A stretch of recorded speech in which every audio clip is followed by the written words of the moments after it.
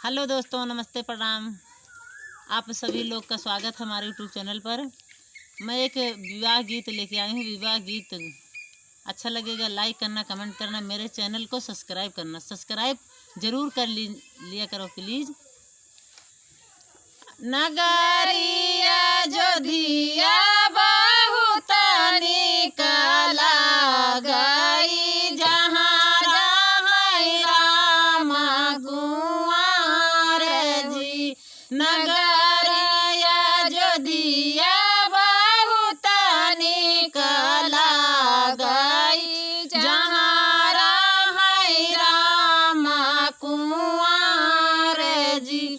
काऊ चढ़े शिव शंकर माई, काऊ चढ़े भगवान जी। काऊ चढ़े शिव शंकर माई, काऊ चढ़े भगवान जी। काऊ चढ़ी दिया बिगर जतया माई, लाल ध्वजा फहराई जी।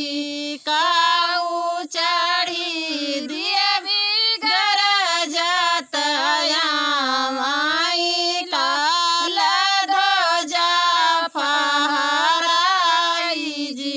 बैल चढ़े शिव शंकर माई, गरुड़ चढ़े भगवान जी। बैल चढ़े शिव शंकर माई, गरुड़ चढ़े भगवान जी। सिंह चढ़ी दिया बिगर जतया माई, लाल ध्वजा फहराई जी।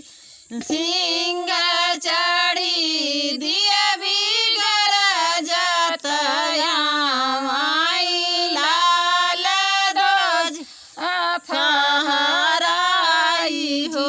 कैसे नैया हाई नगराया जो दिया, जहाँ जहाँ राम कुंवर जी। कैसे नैया हाई नगराया जो दिया, जहाँ जाई राम बारात जी।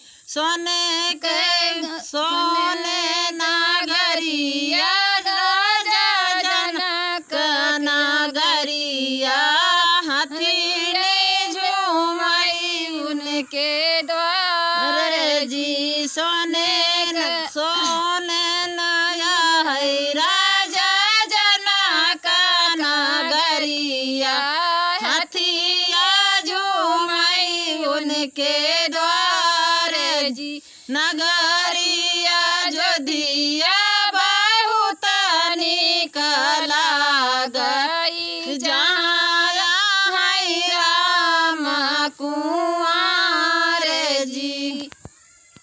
हेलो दोस्त, वीडियो कैसे लगा कमेंट बॉक्स में ज़रूर बताना। बहुत मेहनत किया है शहर में।